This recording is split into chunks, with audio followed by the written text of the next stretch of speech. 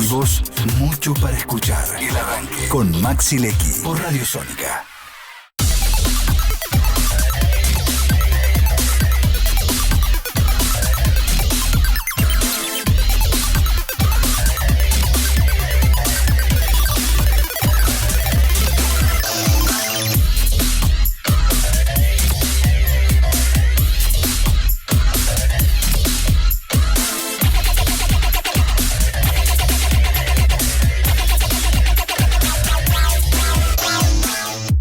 Bueno, como te adelantábamos, nos viene a visitar Jonathan Tolizano, que es dirigente de Republicanos Unidos en la ciudad de Buenos Aires.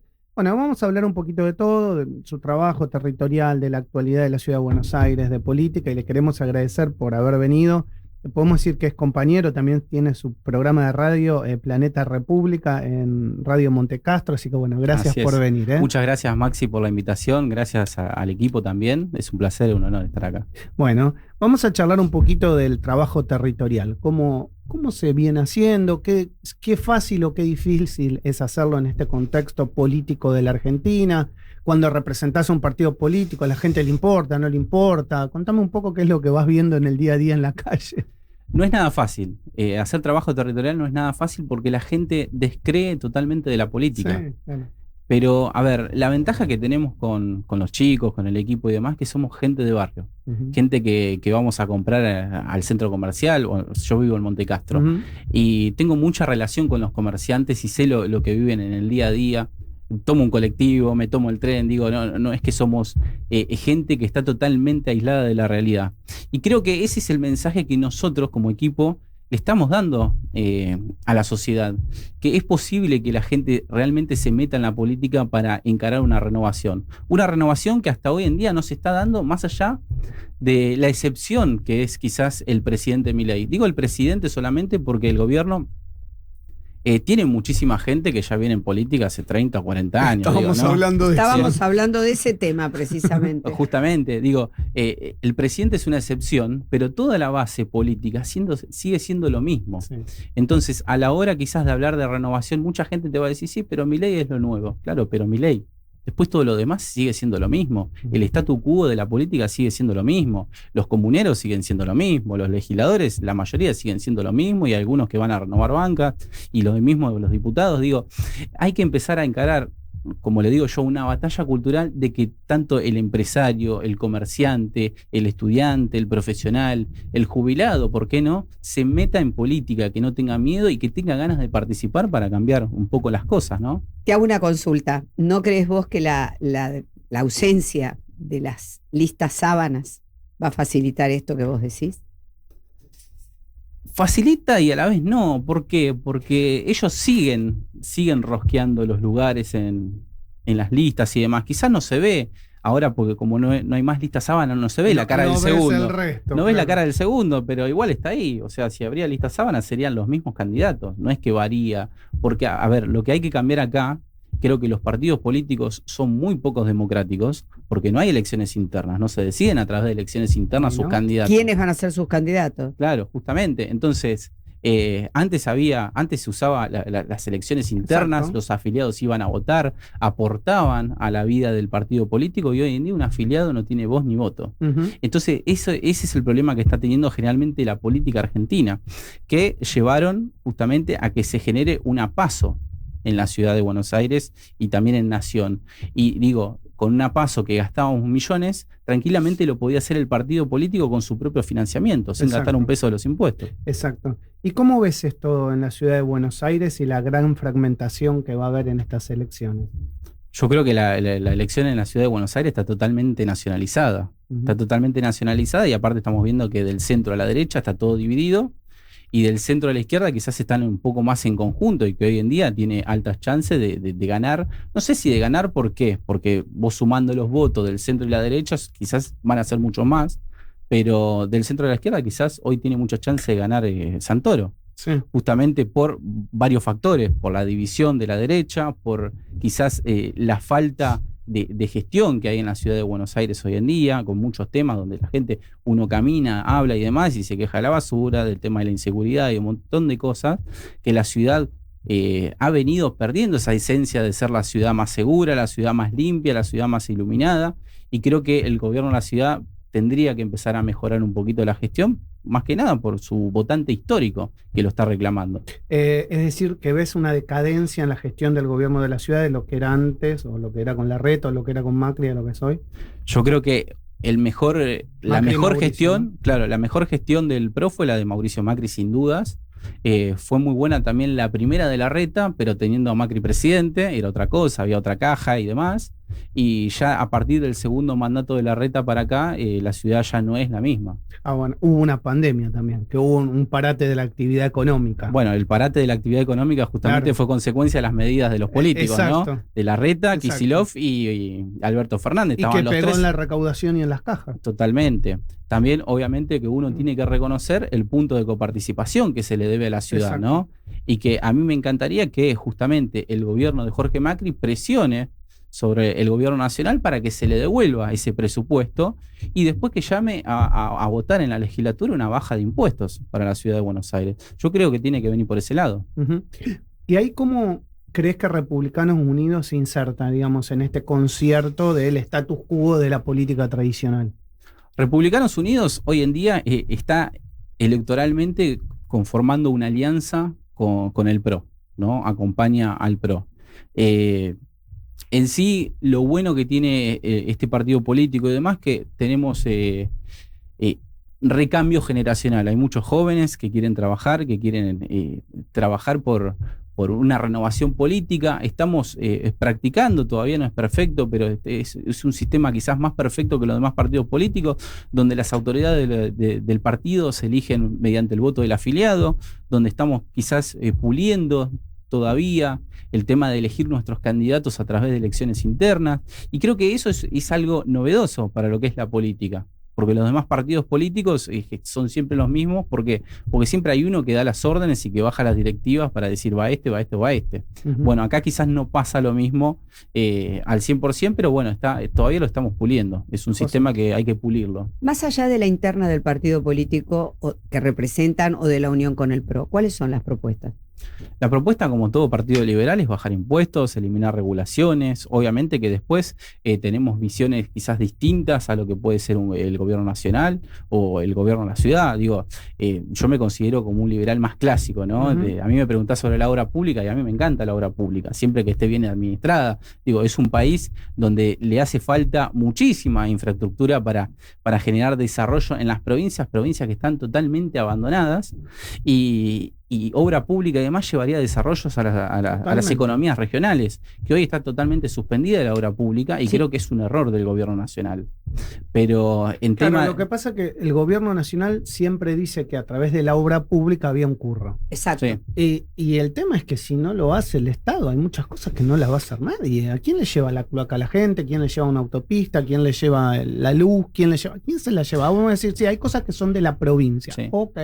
Pero hay cosas que sí, efectivamente, son de la nación. Ustedes vean que hace 80, 90 o 100 años en Argentina era un país totalmente desarrollado en materia de ferrocarriles. Existían ciudades a lo largo y ancho del país que hoy ya no existen más, porque perdieron totalmente la conexión. Entonces, ese es un fiel ejemplo de que quizás la obra pública, a través de rutas, de caminos y demás, pueda llevar a desarrollar una economía donde hoy en día provincias que viven totalmente del sistema coparticipativo. Es otra de las cosas que hay que cambiar. No puede ser que haya provincias que producen y tengan que financiar provincias que no producen. ¿Sabés que el otro día me contaban una alta fuente de la auditoría a nivel nacional de la obra pública, que como organismo sigue existiendo, que con el soterramiento del Sarmiento, que hay gran parte del túnel que todavía existe, el gobierno nacional decidió tapar las dos, digamos, el ingreso y el egreso de lo que hoy existe, y en el medio lo van a inundar. Le van a poner agua y va a quedar enterrado. Es un desastre porque gran parte de lo que ya se hizo. Es un desastre porque ahí se habrán gastado varios millones. Exacto. Varios millones. Recordemos el caso Odebrecht, no todo lo transversal que ha sido esa obra, ¿no? Pero bueno, obviamente lo que se hizo no se aprovecha. El tema, yo creo que acá es siempre el mismo en esto, ¿no es cierto? No es que el gobierno nacional decide prima facie cortar la obra pública porque se encapricha con esto. es que realmente el tema corrupción era tan, pero tan abismal, que realmente no había otra forma más que empezar por algún camino. Alguno tenés que tomar. Pero bueno, ¿lo vas a reactivar? La pregunta es. Pero ¿cuándo? ¿Cómo? Yo entiendo, Maxi, que en la medida que la economía, ¿no es cierto?, comience a dar un giro de estabilidad y, por supuesto, tengamos un cambio en cuanto al tema corrupción, desde los distintos ángulos, no solamente desde el Ejecutivo, bueno, la cosa va a mejorar. Lo que ocurre es que yo creo que frente a la situación en la que se tomó el país en diciembre del 23, y bueno, por algún lado había que empezar, porque hablamos de la obra pública, hablemos de la educación. Totalmente. Chicos, estamos en un punto de la educación y acá nadie habla de la educación. ¿Tienen propuestas en educación? En educación yo creo que hay que hacer una reforma educativa, hay que generar más capacitación para los docentes. Yo creo que la docencia tiene que ser una carrera universitaria. Yo personalmente no hablo por el partido político. No, claro. Los liberales siempre tenemos distintas visiones.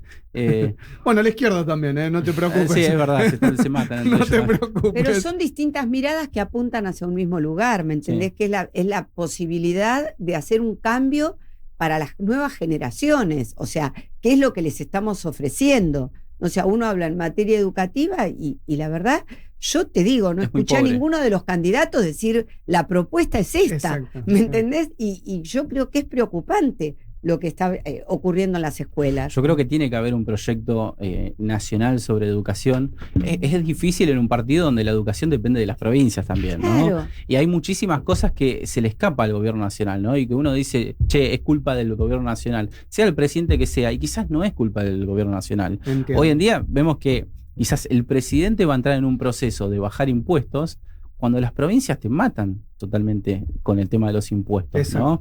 Entonces, vos podés bajar el gasto del gobierno nacional, pero sigue el gasto del gobierno provincial y del gobierno municipal. Ahí es básica la reforma tributaria. Exactamente. Y la reforma fiscal, Y un que pacto el fiscal. gobierno dice que lo va a hacer. Bueno, vos fijate lo que yo te voy a decir. Están hablando de que las condiciones que puso el Fondo Monetario Internacional, ¿cuáles son? Y nos quejamos, ¿cuáles son? Reforma previsional y reforma laboral.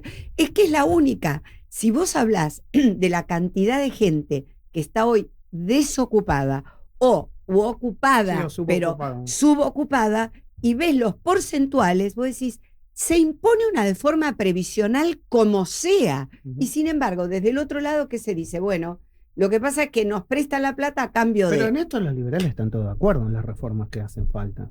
Sí, no? sí. O sea, están todos de acuerdo que se hace falta una reforma fiscal. Sí, totalmente. Porque aparte vos con una reforma tributaria generás que haya inversiones, ¿no? El tema del cepo, el tema de que los impuestos siguen siendo altísimos, las trabas que hay para invertir y demás, no generan las condiciones para que vengan capitales extranjeros, pero también generarle la capacidad a los inversores nacionales, ¿no? Y que haya una competencia leal entre la inversión, entre la industria nacional y la industria quizás extranjera, ¿no? Claro, ¿somos conscientes que las empresas venían, invertían y no se podían llevar los dividendos? Claro. ¿Somos conscientes de eso? Entonces, realmente yo creo que es un cambio que nos va a costar a todos, porque obviamente todos vemos nuestro metro cuadrado y decimos, acá qué pasa, pero la realidad es que tenemos que ver qué pasa en la totalidad y que los cambios van a ser muy paulatinos. O sea, nosotros estamos acostumbrados a que cambia el gobierno y al mes siguiente, estamos todos bárbaros, tenemos todos dinero. Y no es así. O sea, creo que es un cambio que, bueno, que va a ir... Yo creo que es fundamental que vengan inversiones extranjeras. ¿Pero por qué digo esto? Yo la verdad que no me imagino empresarios argentinos invirtiendo en Formosa, ponele, invirtiendo en el Chaco Profundo, donde los pibes no tienen ni para vestirse, ¿no? Entonces yo creo que la inversión extranjera hay que usarla justamente para empezar a desarrollar esas provincias que están totalmente empobrecidas por culpa de gobiernos de los mismos de siempre, ¿no? Porque justamente hablamos de renovación, siempre son los mismos, como los Zamora en Santiago del Estero, los Capitanilla en Chaco, y hay un montón de ejemplos. Sí, y saber que con los recursos que ellos tienen, ¿qué hacen? Viste que se habla del proyecto de competir entre provincias. Lo que pasa que también eso...